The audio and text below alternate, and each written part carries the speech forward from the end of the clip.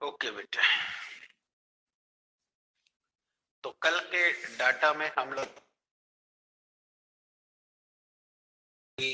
प्रत्येक धारा हो चाहे प्रत्यावर्ती वोल्टेज हो, हमारे घर में जो आ रही है वह हमें उसका आरएस मान प्राप्त हो रहा है और वह मान अधिकतम धारा के चाहे अधिकतम अंडरवे हिस्से के बराबर होता है।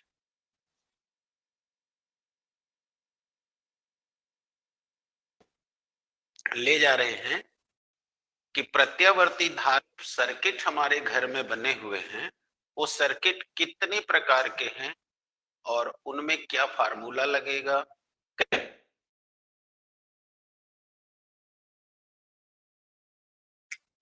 प्रत्यावर्ती धारा परिपथ के प्रकार,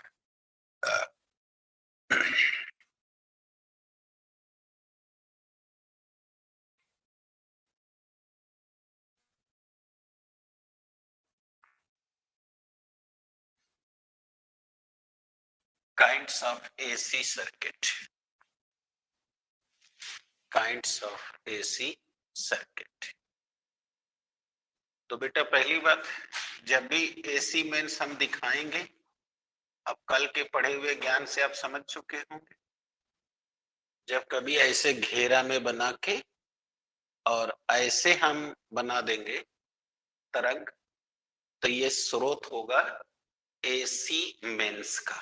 ये मैं पहले भी बता चुका हूं, अभी नहीं बता रहा हूं, बल्कि सरल परिपथ में सब बता चुका हूं। अभी यहां करंट में भी,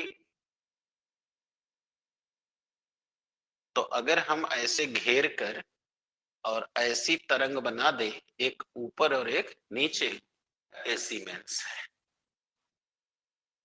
अब आप लोग सरल परिपथ में पढ़े थे कि किसी भी धारावाही परिपथ के स्रोत को कनेक्टिंग वायर से विद्युत के उपकरणों के साथ संयोजित कर दिया जाए तो यह संयोजन सरल परिपथ कहलाता है।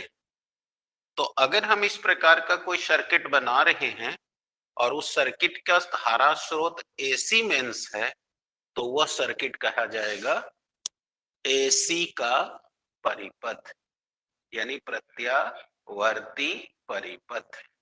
जैसे ये बल्ब पंखा लगा हुआ है, इसमें एसी आ रही है, तो बल्ब का यह एसी सर्किट है, पंखा का यह एसी सर्किट है।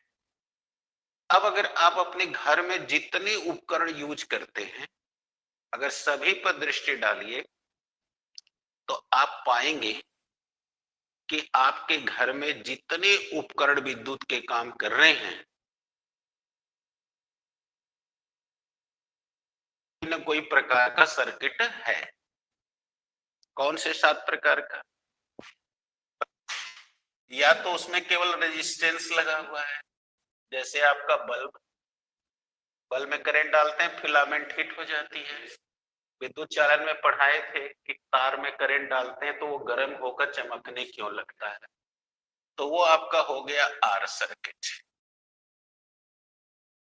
यानी कि इसका उदाहरण बल्ब है, प्रेस है जिससे आप कपड़ा प्रेस करते हैं, रूम हीटर है, ये सब केवल आर सर्किट है।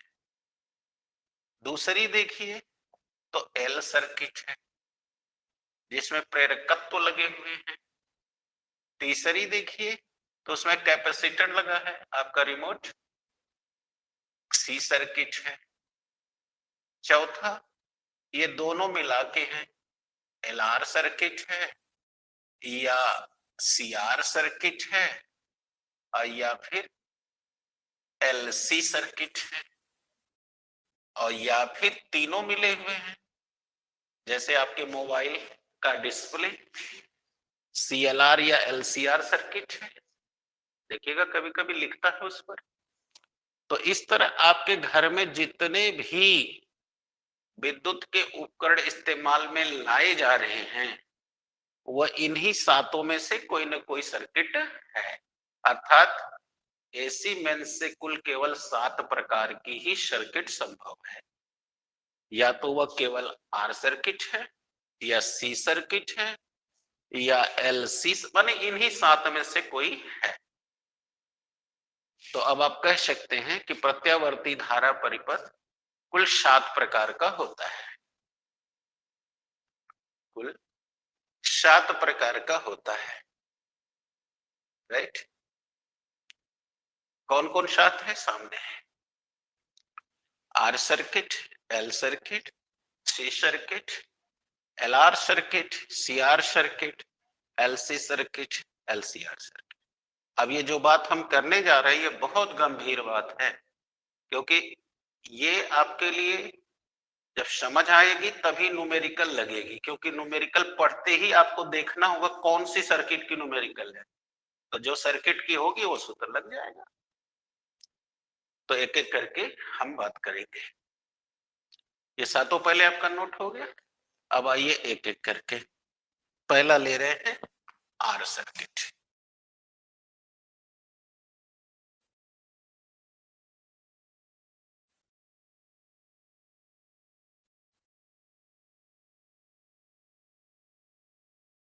एसी का आर सर्किट यानी कि आर परिपथ।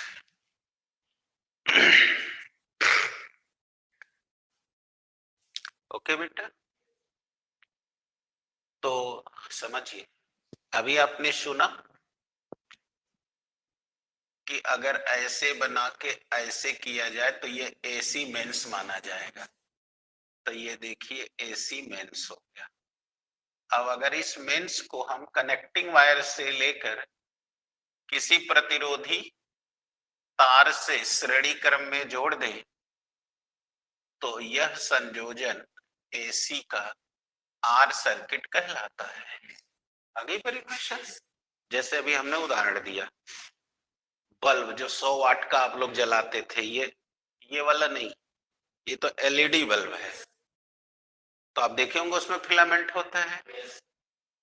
कपड़ा प्रेस करने वाला आपका आयरन, आपके घर का हीटर, चाहे वो रूम हीटर हो, चाहे वाटर हीटर हो या कोई हीटर हो, सब में रेजिस्टेंस लगा है। और तार से बल्ब के प्लग में लगाते हैं आप अपने बोर्ड के प्लग में, तो बोर्ड में एसी आ रही है तो वो एसी मेंस है। तो यही बात हमें कह देना है। देखिए आपका बोर्ड हो गया, हाई तार हो गया, ये प्रतिरोध हो गया, ये स्विच हो गया। अब हम कह सकते हैं कि जब एसी मेंस के साथ कनेक्टिंग वायर की मदद से प्रतिरोधी तार को श्रेणी क्रम में जोड़ दिया जाता है तो यह संयोजन एसी का आर सर्किट कहलाता है। सही है, लिख दीजिए। जब किसी प्रतिरोधी तार को एसी मेंस के साथ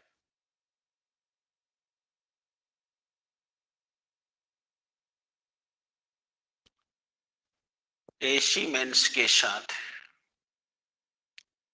हो गया श्रेणी क्रम में संयोजित कर दिया जाता है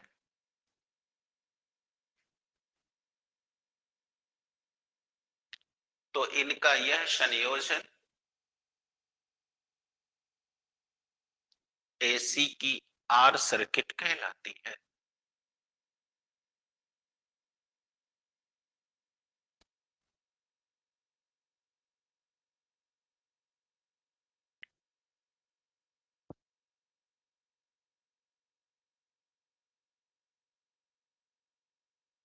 एसी का आर सर्किट कहलाती है। अब ठीक बात है। चलिए अब आइए, अब इस सर्किट की विशेषता को समझिए और देखिए कि कैसे इनकी सवाल हल की जाएगी। पकड़िए। अब जब आप कुंजी को लगा देंगे तो बोलो इससे धारा बहने लगेगी। तो अगर इससे आई धारा जाएगी तो आप अभी कल के डिस्कशन में सुन चुके हैं कि यह धारा का आरएमएस वैल्यू जा रहा है। बोलो, धारा के जाने से आप प्रतिरोध वाले चैप्टर में पढ़े थे कि यह अपने अंदर से धारा को जाने में रुकावट डालेगा, अतः इसके सिरे पर विभव पैदा होगा। मैंने एक सूत्री मंत्र दिया था कि बिना प्रतिरोध के विभव नहीं आ सकता। तो अगर ये प्रतिरोध है तो विभव पैदा होना ही होना है। तो चलो मान लिया कि इसमें धारा जाने से इनके सिरे पर उत्पन्न विभवांतर भी आर है। अब बोलो सर्किट में करंट गई, सर्किट कंप्लीट हो गई। अब इस बात को कॉन्सेप्ट में डालते हैं। जब परिपथ की कुंजी ऑन करते हैं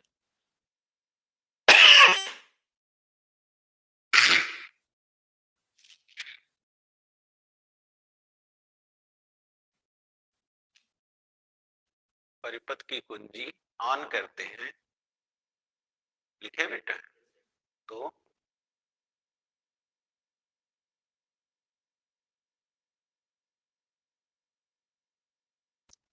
हो गया।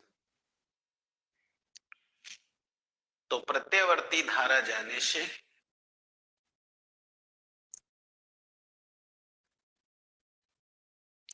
प्रतिरोध के सिरे पर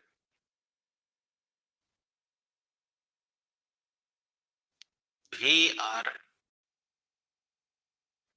विभवांतर उत्पन्न होता है।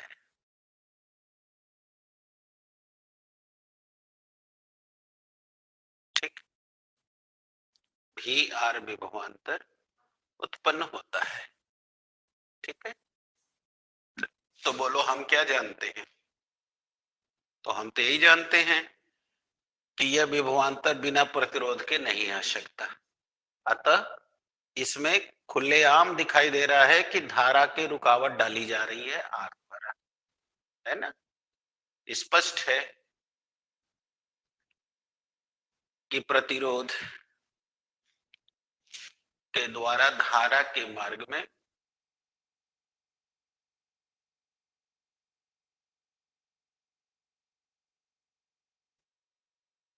धारा के मार्ग में रुकावट डालने से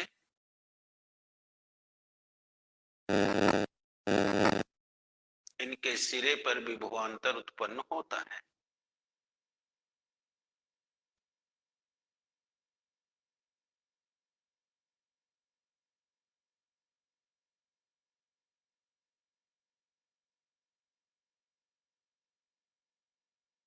विभवांतर उत्पन्न होता है, सही है? बोलिएगा, कोई डाउट्स? अब बोलिए, है विभवांतर उत्पन्न हो रहा है? तब यहां पर आपने ओम का नियम पढ़ा होगा कि यदि चालक की भौतिक अवस्था स्थिर रखी जाए तो धारा प्रवाहित करने पर उनके सिरे पर उत्पन्न विभवांतर धारा के समानुपाती है। क्लियर? तब यहां पर हम धारा और विभव का क्या सूत्र लगाएंगे, पकड़ लीजिए। धारा आई बराबर हो जाएगा I naught sine omega t. Clear? और विभवांतर ये देखिए रेजिस्टेंस में जा रही है, तो आई आर, इसे भी आई आर लिख दे रहे हैं, भी आर साइन ओमेगा टी। और ओम्स लॉ से पढ़े होंगे भी समानुपाती आई।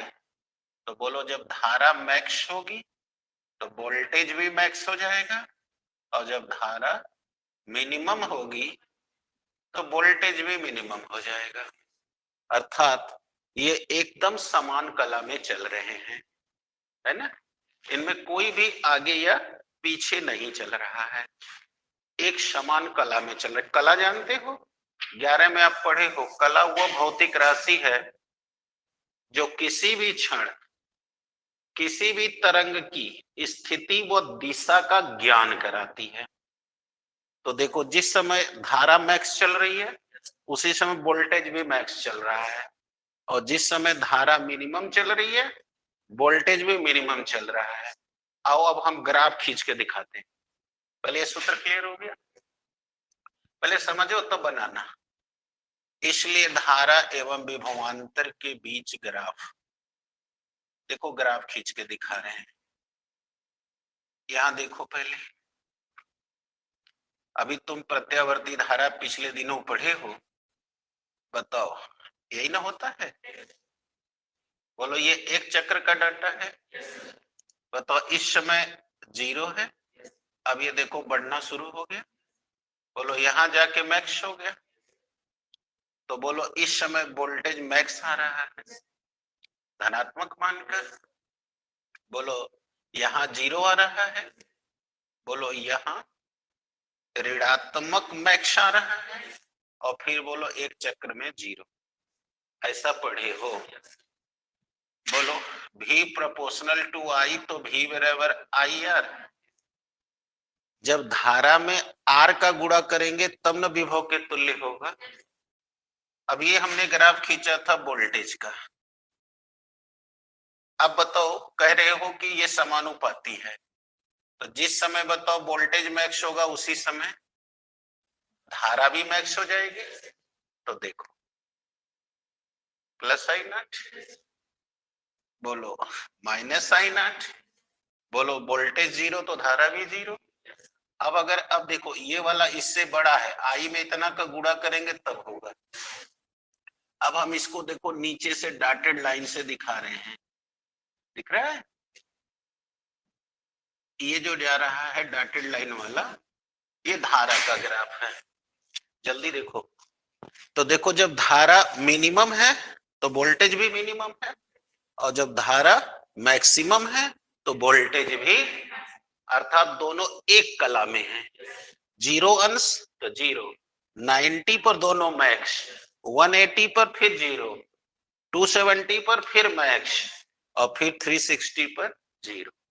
तो अभी मैंने बताया ना 11 में कला किसे कहे थे। तो अब तुम देख सकते हो कि इस समय क्या दिखाई दे रहा है। अब यहां अलग से देखो, जब धारा जीरो है तो वोल्टेज भी जीरो है, लेकिन जैसे ये धारा मैक्स हो रही है, बताओ वोल्टेज भी मैक्स हो जा रहा है, धारा भी। इसका मतलब कि इनके बीच का जो कलांतर है वो शून्य है। कैसे? ये जीरो तो ये जीरो, ये 90 तो ये 90, तो कलांतर माने कला का अंतर। तो 90 90 तो 90 माइनस 90 बराबर जीरो, जीरो माइनस जीरो बराबर जीरो, 180 माइनस 180 बराबर जीरो। यानी जिस क्षण वो मैक्स है उसी क्षण वो भी मैक्स है। आ गया? तो इस तरह देखो, इनके धारा के समीकरण में और इनके वोल्टेज के समीकरण में कलांतर कैसा चल रहा है? जीरो चल रहा है। अर्थात धारा और वोल्टेज जब सर्किट आर होगी तो वह समगामी होगी, मतलब न कोई आगे होगा न कोई पीछे होगा। तो इसलिए इस सर्किट में, यानी कि आर सर्किट में, धारा एवं वोल्टेज दोनों ही बोलो कैसे होते हैं? समगामी होते हैं। आया बेटा?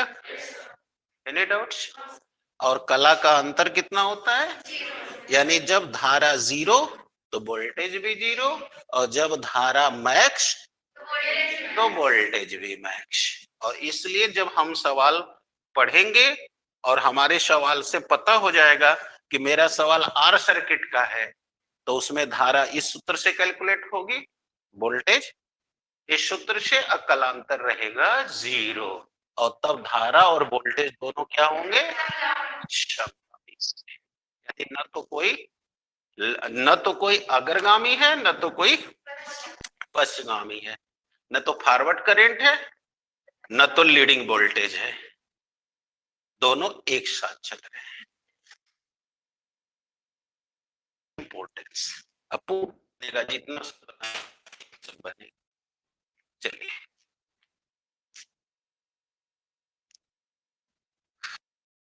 जल्दी करें।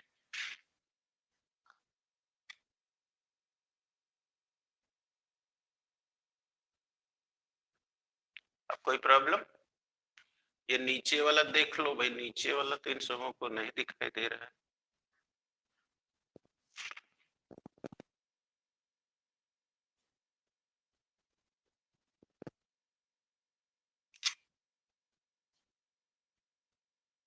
ये नीचे वाला ग्राफ है, देख लो। इसके बाद हमें सेट करना होगा। यस, कम कम कम।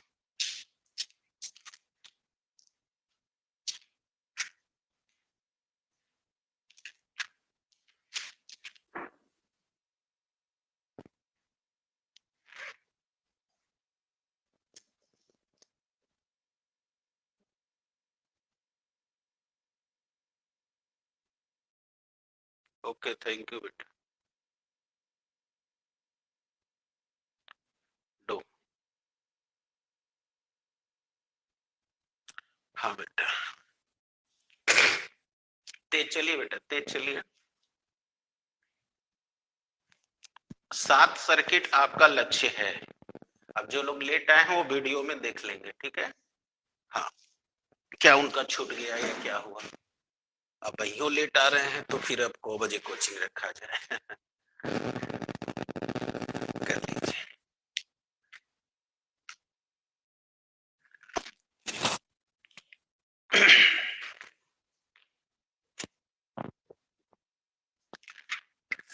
ऑनलाइन कोई बच्चे अगर लेट जुड़े हो तो वीडियो जाएगा, देख लेना आप लोग।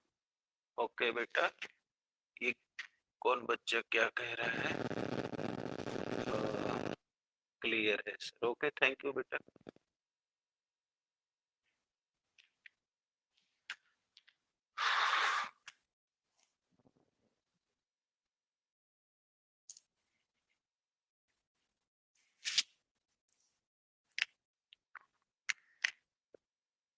अब दूसरी सर्किट अभी बताएंगे, तो जिसका जो कहीं चीज जो नहीं समझ आया होगा वो समझ लेगा, बाकी वीडियो से देख लेगा। बहुत जल्दी करो, समय नहीं है।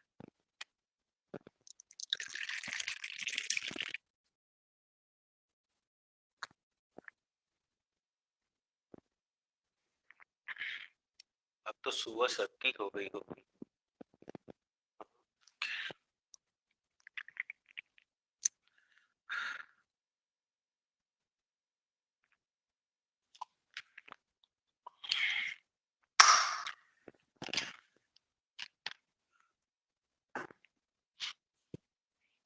चले बेटा, अब आ जाइए दूसरा।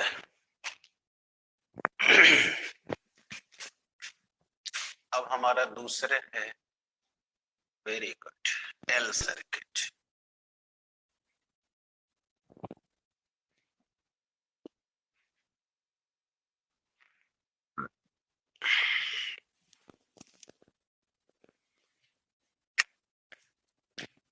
अब पूरे मनोयोग से इस सर्किट को समझ लीजिए। अभी बना दूंगा, लेकिन पहले कुछ पीछे की बातें आप याद करिए। इसके पीछे आपने विद्युत चुंबकीय प्रेरण पढ़ा था, वहीं पर आपने एल संकेत लिया था। स्व प्रेरण गुणांक या आत्म प्रेरण गुणांक के लिए क्या पढ़ा था कि जब किसी बंद कुंडली में धारा के मान में अचानक परिवर्तन हो जाए, तो कुंडली के फ्लक्स में अचानक परिवर्तन हो जाने से प्रेरित विद्युत वाहक बल पैदा हो जाता है, जिससे कुंडली का विभव अचानक बढ़ जाता है और धारा अचानक कम हो जाती है। इसी घटी घटना को स्वप्रेरण कहते हैं। स्वप्रेरण कहते हैं, गुणांक नहीं कहते। गुणांक कहने की दो परिभाषा दी गई है, तो उसकी पूछाएगी तो उसकी बताना। तो बेटा ये जो एल सर्किट है, मेरा ये कहते ही आपके खोपड़ी में बात चली गई कि ये कब होने वाला है।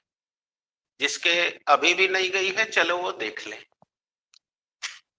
जब हमारे किसी कुंडली में, अब देखिए प्रतिरोध नहीं लग रहा है, कोई कुंडली लगी हुई हो जिसका प्रेरण गुणांक एल हो और उससे एसी मेंस के साथ कनेक्टिंग वायर की सहायता से श्रेणी क्रम में जोड़ा गया हो, तो यह एसी का सर्किट एल सर्किट कहलाता है। यानी कि अब इसमें प्रतिरोध नहीं लगा है, अब कुंडली लगी है जिसका स्व प्रेरण गुणांक एल है।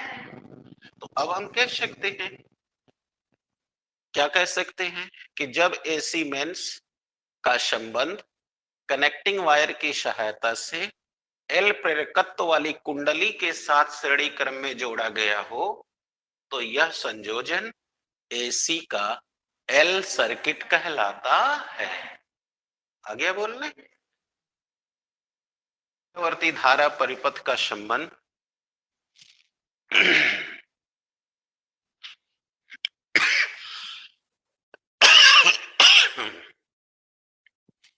जब प्रत्यावर्ती धारा परिपथ का, जब प्रत्यावर्ती धारा स्रोत का संबंध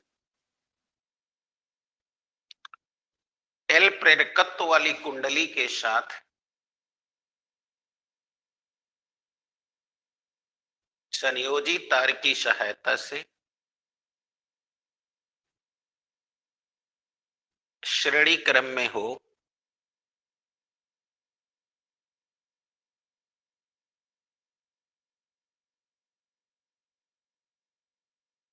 श्रेणी क्रम में हो,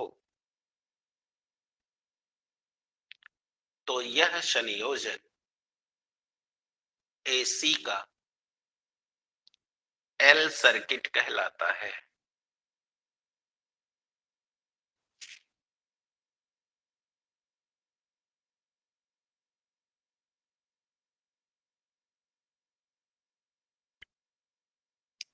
एल सर्किट कहलाता है। बोलो बेटा, हो गया?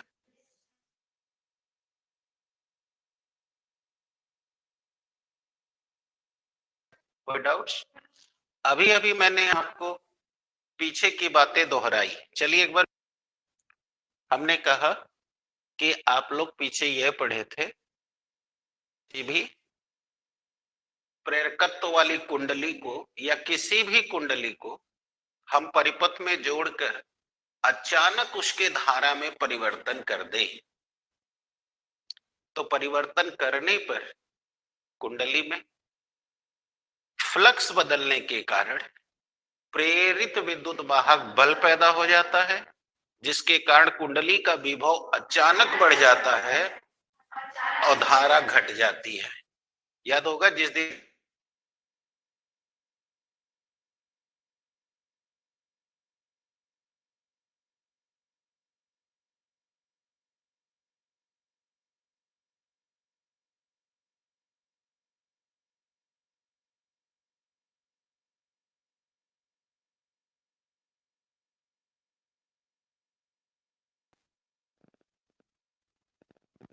देखें,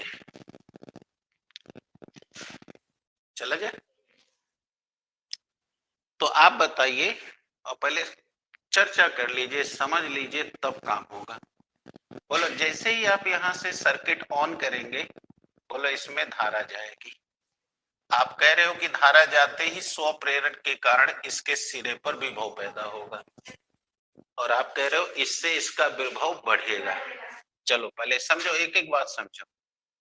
तो भाई इसका विभव बढ़ के हो गया VL। ओके, अब आपने भी थोड़ी देर पहले और पीछे विद्युत चालन हो चाहे प्रतिरोध हो, हर जगह सुन चुके हो कि बगैर प्रतिरोध के विभव पैदा नहीं होता। अब आप ही बताओ, ये तो प्रेरकत्व है ना, प्रतिरोध नहीं न है, फिर भी बताओ इसके सिरे पर विभव आया है। इसका मतलब कि यह प्रतिरोध न होते हुए भी प्रतिरोध का काम किया, क्योंकि बिना प्रतिरोध के विभव आता नहीं, जबकि यह प्रतिरोध नहीं है। लेकिन अब जरा दूसरी बात पर ध्यान दो तो आपको समझ आ जाएगा। आपने कहा कि जैसे ही स्व प्रेरण की घटना होगी, विभव बढ़ेगा और धारा घटेगी। आखिर बताओ धारा क्यों घटेगी? धारा के मार्ग में कोई रुकावट डलाएगा तब ना, और उस रुकावट का नाम प्रतिरोध है। तो बोलो, मेरे कथन को सपोर्ट मिल गया ना कि बिना प्रतिरोध के विभव नहीं होता, जबकि हम देख रहे हैं कि यह प्रतिरोध है ही नहीं। तो बिना प्रतिरोध के विभव होता नहीं, इसका मतलब इसमें जो प्रतिरोध है वह प्रतिरोध दिखाई नहीं दे रहा है, वो भीतर से जनरेट हो रहा है, और वो हो रहा है प्रेरित धारा उत्पन्न होने के कारण। क्योंकि प्रेरित धारा लेंज के नियमानुसार सदैव उसी कारण का विरोध करती है जिससे वह उत्पन्न होती है। इसलिए ये प्रतिरोध नहीं है, प्रेरण के कारण प्रतिरोध हो रहा है। इसलिए इस विरोध को हम बोलेंगे प्रेरणिक प्रतिघात। यानी हम प्रतिरोध नाम नहीं दे रहे हैं, क्या बोल रहे हैं? प्रतिघात। जैसे ऐसे समझ कर लो जैसे संतोष को ले ले, संतोष जानते हैं कि का यह एक्स उनका मित्र है, तो बताओ मित्र का मतलब हो गया कि ये इनको धोखा नहीं देगा। और ये वाई है और इनको पता है कि ये मेरा दुश्मन है, तो ये क्या इससे उम्मीद करते हैं कि ये मेरी भलाई करेगा? पक्का उम्मीद नहीं करते, एक ही उम्मीद करते हैं कि ये विरोध है, मेरा विरोध करेगा, अर्थात वो प्रतिरोध है। लेकिन ये मित्र है, तो अगर ये मित्र विरोधी न होने के बावजूद भी विरोध करे तो इसे प्रतिरोध कहोगे कि भीतरघात कहोगे? यही कहोगे ना कि हमरे संगे रह के भीतर से घात कर दिया। इसीलिए हम भी इसका नाम रखेंगे भीतरघात, यानी प्रतिघात। यानी हम प्रतिरोध नाम नहीं दे रहे हैं, प्रति, और ये प्रतिघात प्रेरण के कारण आ रहा है, इसलिए नाम देंगे प्रेरणिक प्रतिघात। यानी कि इसने जो ये विभव पैदा किया और उसे एक्सल से डिनोट करेंगे। लिख रहा हूं प्रेरणिक प्रतिघात, यानी एक्सल। समझ आ गई? प्रेरणिक प्रतिघात इंडक्टिव कोरिलेंट कहते हैं, को रेजिस्टेंस कहते हैं, यानी प्रेरणिक प्रतिघात कहते हैं। और देखो किससे डिनोट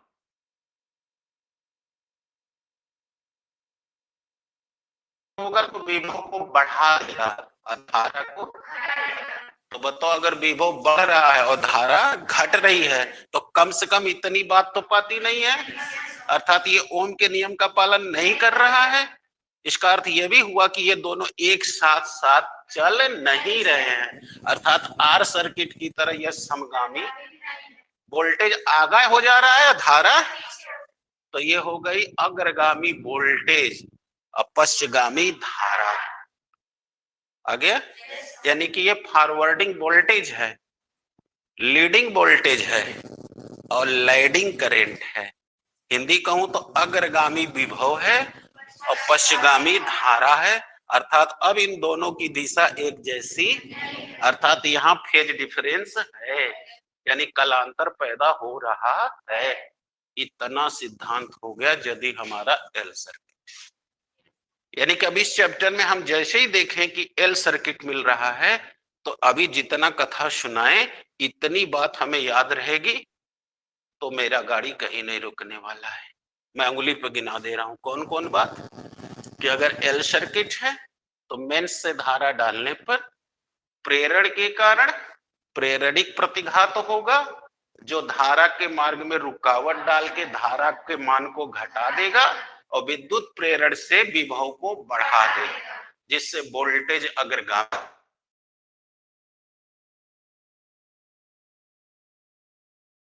अर्थात इनमें कलांतर हो जाएगा। और अब ये वोल्टेज अग्रगामी है, धारा पश्चगामी है, यानी वोल्टेज लीड कर रही है और धारा लैड हो रही है। लैड माने पश्च, लीड माने आगे। हिंदी में कहो तो अग्रगामी वोल्टेज है, पश्चगामी धारा है। समझ आ गई कि अभी दिक्कत है? अब इतना कमेंट कर लो तो ग्राफ खींच के दिखा देते हैं। बोले परिभाषा हो चुकी है, एल सर्किट कहते हैं। लिखो अब जब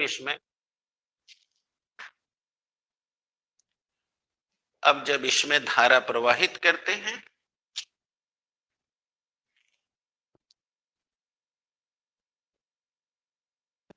धारा प्रवाहित करते हैं तो प्रेरकत्व के कारण कुंडली में प्रेरित विद्युत वाहक बल उत्पन्न हो जाता है।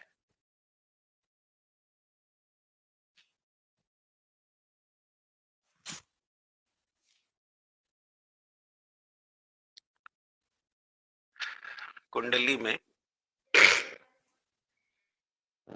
प्रेरित विद्युत वाहक बल उत्पन्न हो जाता है, ठीक है, जिससे कुंडली में विभव का मान बढ़ जाता है।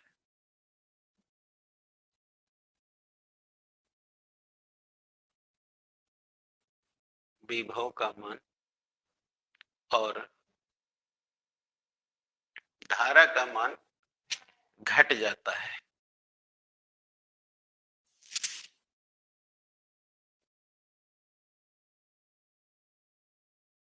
ओके, धारा के मार्ग में डाली गई इस रुकावट को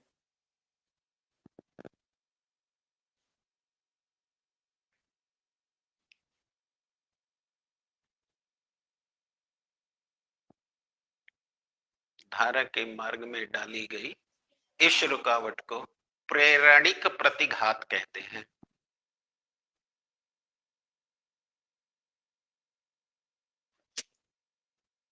प्रेरणिक, इसे एक्सल से डिनोट करते हैं, ये रहा, एक्सल से डिनोट करते हैं।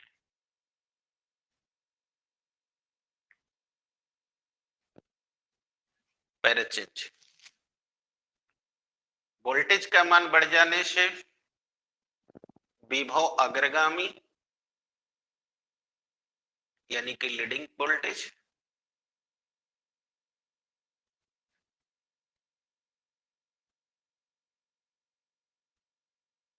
हो गया बेटा।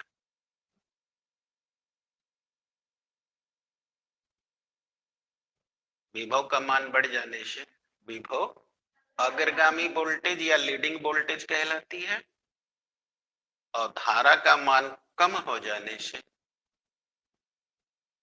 धारा पश्चगामी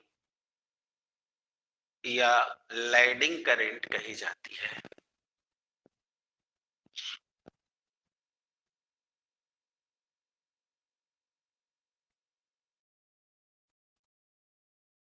लैडिंग करंट कही जाती है। अर्थात स्पष्ट है कि अब वोल्टेज और धारा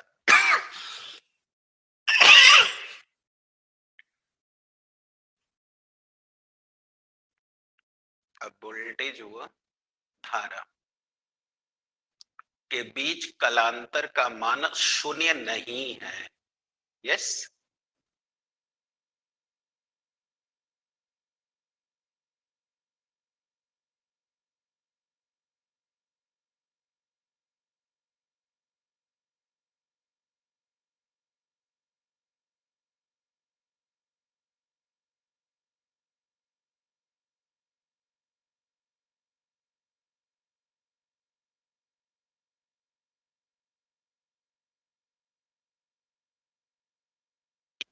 कि अगर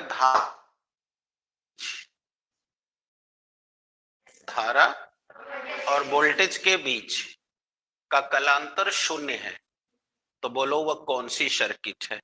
तो अब अभी तक ज्ञान जो बताया गया उससे आप समझ ही गए होंगे, वह आर सर्किट, क्योंकि उसमें धारा और वोल्टेज दोनों एक कला में चलते हैं, न कोई आगे न कोई पीछे।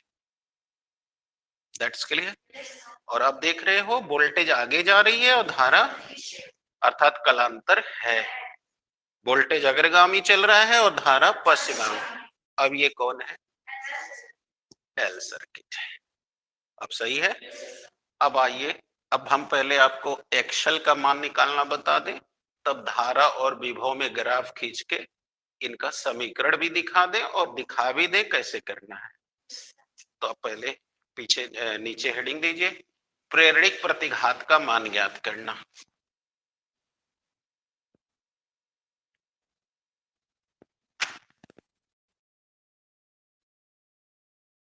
प्रेरणिक प्रतिघात का मान ज्ञात करना, चलिए, यानी एक्सल का मान ज्ञात करना।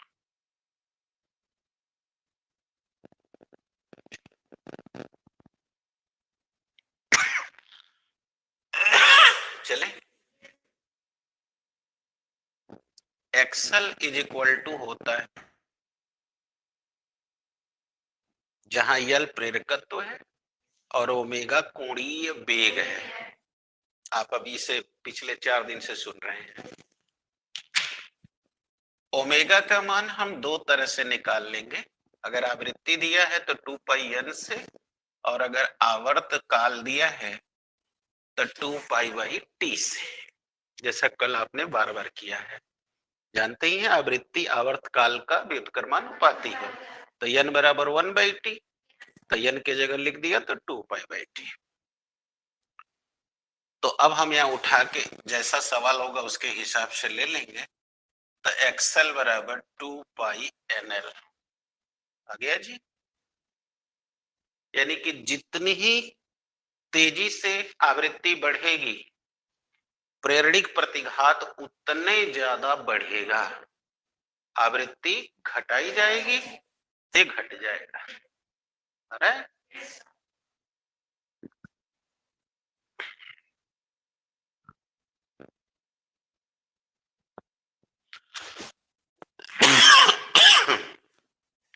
तो ये हो गया प्रेरणिक प्रतिघात निकालना। अब आइए धारा और वोल्टेज में ग्राफ खींचते हैं। धारा एवं प्रत्यावर्ती वोल्टेज में ग्राफ चलते हैं। बोलिए, यहां से देखिए, अगर हम ये धारा का ग्राफ दिखा रहे हैं, बोर्ड में बने रहिएगा क्योंकि बिना समझे आप नहीं कर पाएंगे। बोलिए, एक चक्र धारा है, ध्यान दीजिएगा। अगर ये धारा का ग्राफ खींच रहा हूं तो बोलिए धारा यहाँ 0 है, बोलो यहाँ मैक्स हो जा रही है, फिर यहाँ मिनिमम है, फिर यहाँ मैक्स हो जा रही, फिर मिनिमम है। आपने कहा कि जब प्रेरणिक प्रतिघात होगा अर्थात स्वप्रेरण की घटना होगी तो विभव में अचानक वृद्धि हो जाएगी और धारा घट जाएगी। तो ये धारा का ग्राफ हो गया। अब देखिए वोल्टेज का। बोले इस समय ये ग्राफ बता रहा है 0 और वोल्टेज यहाँ बता रहा है। आप लोग अपना कलर बदल लीजिएगा, मैं भी बदल ले रहा हूं। अभी ग्राफ को समझ लीजिए तब खींचिए, क्योंकि ऐसे खींचेंगे तो आप समझ नहीं पाएंगे खींचना कैसे है, तो उल्टा पुल्टा बनेगा।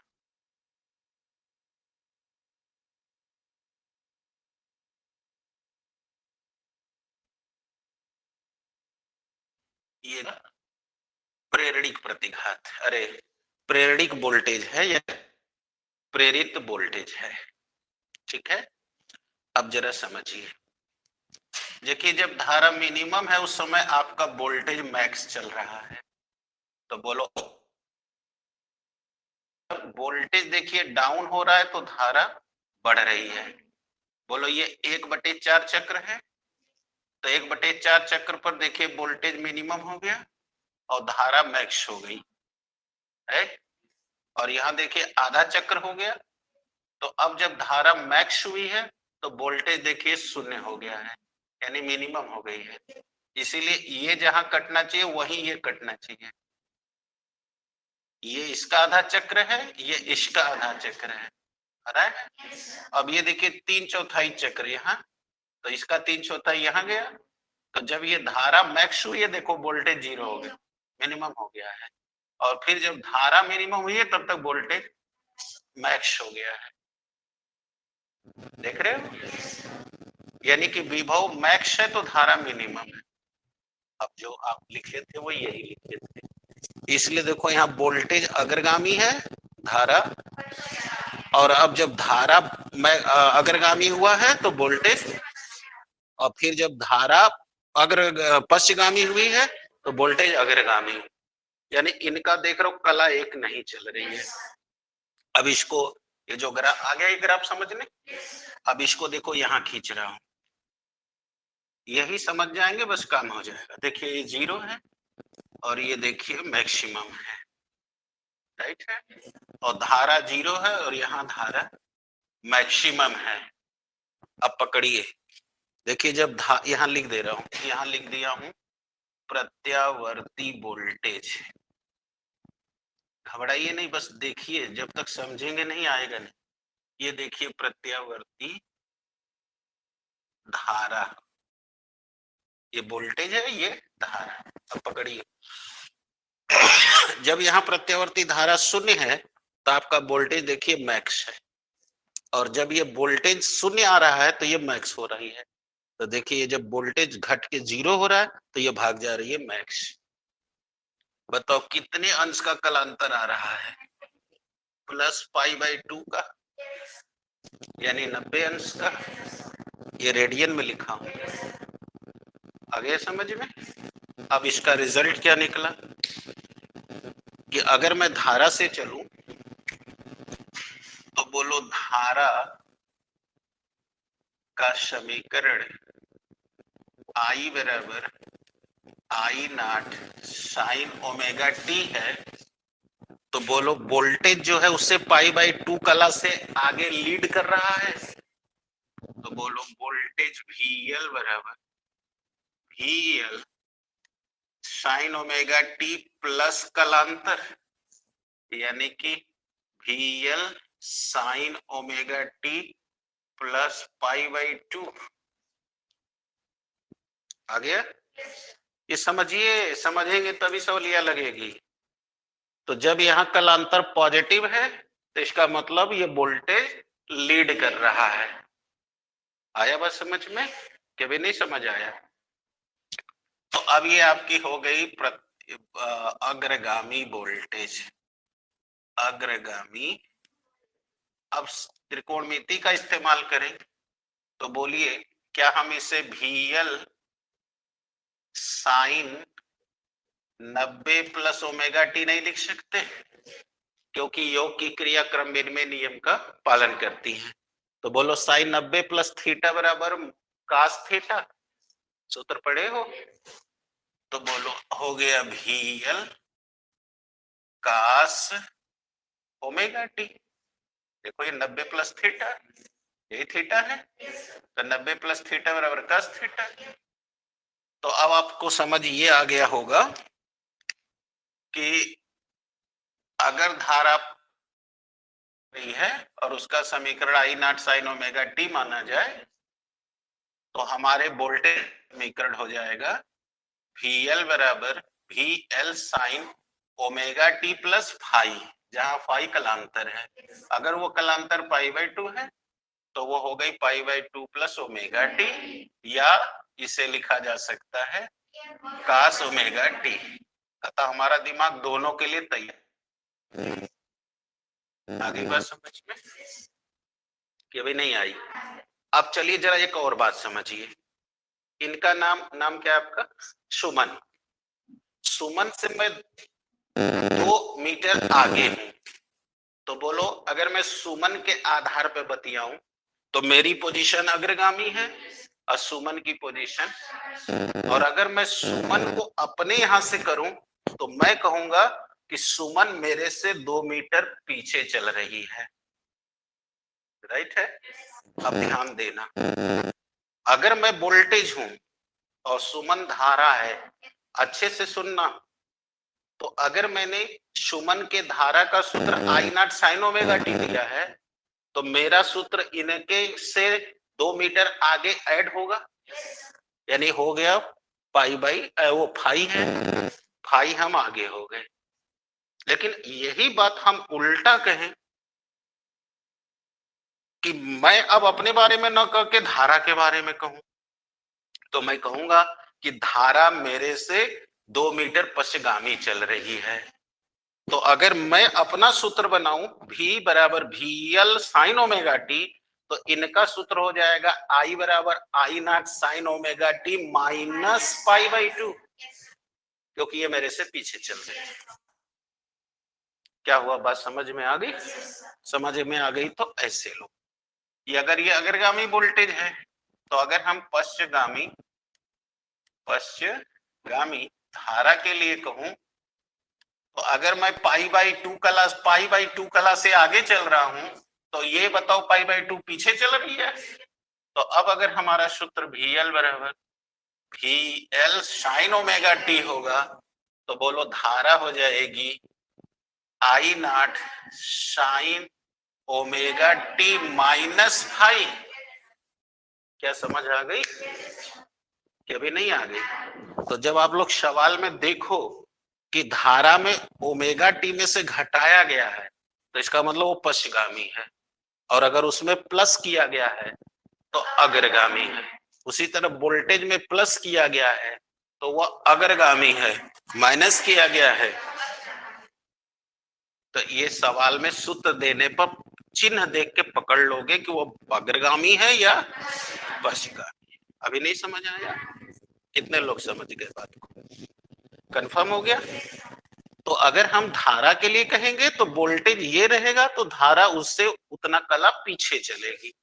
अब यहां पर देखो, यहां देखो, देखो जब वोल्टेज, यहां देख लो ये वोल्टेज लाल वाला 0 हो गया है, तो काला वाला धारा देखो इतना कला आगे चल रही है, तो इतना कला दरअसल अब यही तुम बता दो ये -π/2 हो गया है ना कि नहीं हो गया? इसके नीचे कोण नापोगे, हाई नापोगे तो +π/2 होगा, इसके नीचे नापोगे तो देख लो।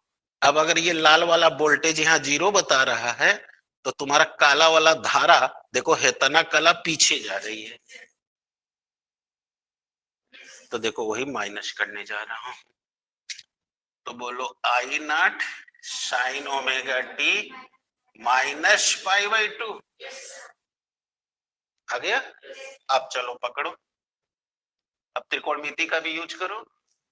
बोलो साइन, यहां बोलो माइनस कॉमन ले लें तो ये हो जाएगा माइनस कॉमन ले लोगे तो π/2 माइनस ओमेगा टी, और अब बताओ यह देखो बाहर आ गया -I0 sign π/2 minus omega T.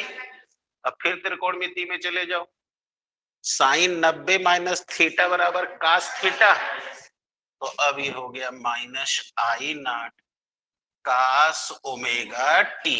ये आ गई धारा का समीकरण। यानी कि धारा के सूत्र लिखने के वोल्टेज की ही तरह दो तरीके हो जाएंगे, I0 साइन ओमेगा टी -π/2 या -I0 कास ओमेगा टी।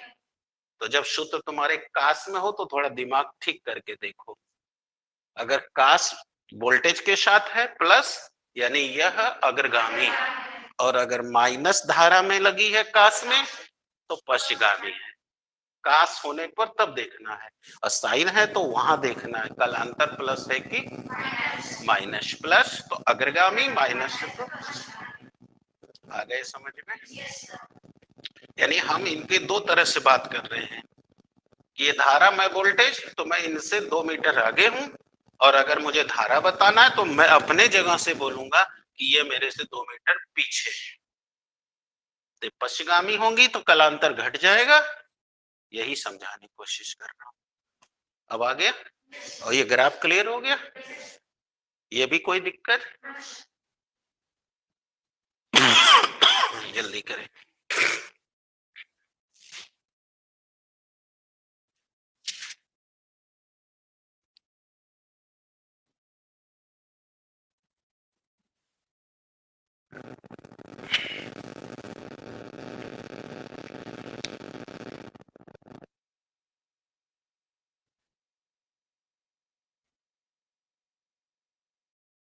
ये नीचे वाला है, देख लो, ये नीचे का है,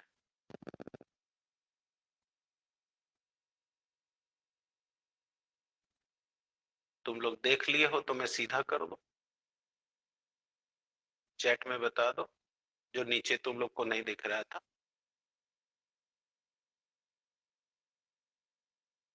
नीचे वाला दिख गया हो तो मैं ठीक कर दूं? चलो ठीक कर दिया, अब बाकी का हिस्सा तो तुम्हें दिख रहा है।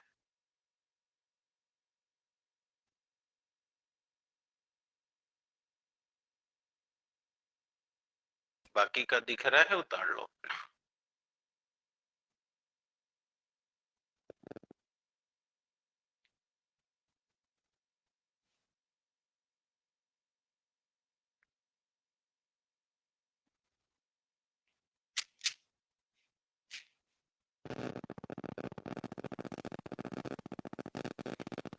जल्दी करो, बैटरी खत्म होने वाली है।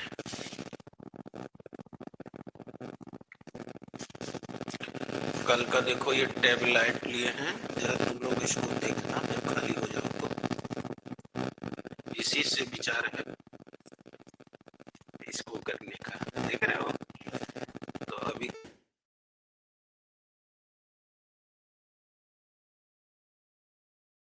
वाली है, कितना चलेगी, 2-2.5 घंटे से ज्यादा ये। अब देख रहे हो बार बार वो मैसेज दे रहा है लो बैटरी का।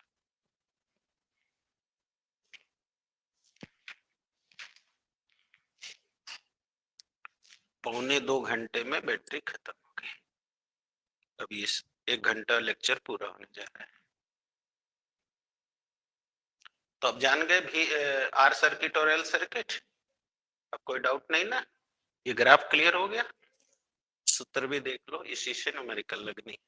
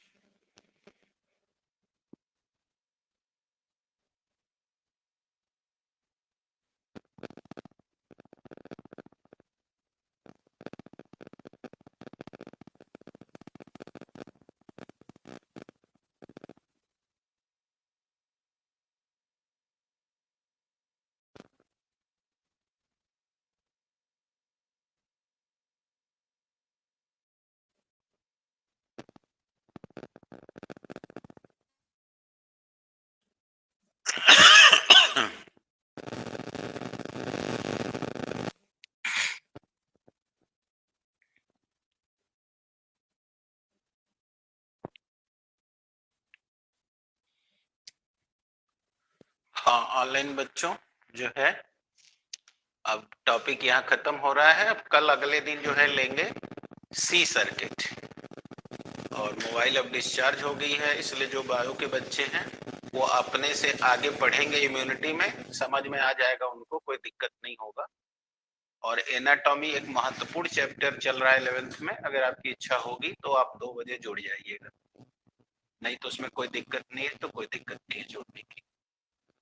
फिर कल हम लोग मिलेंगे। थैंक यू बेटा।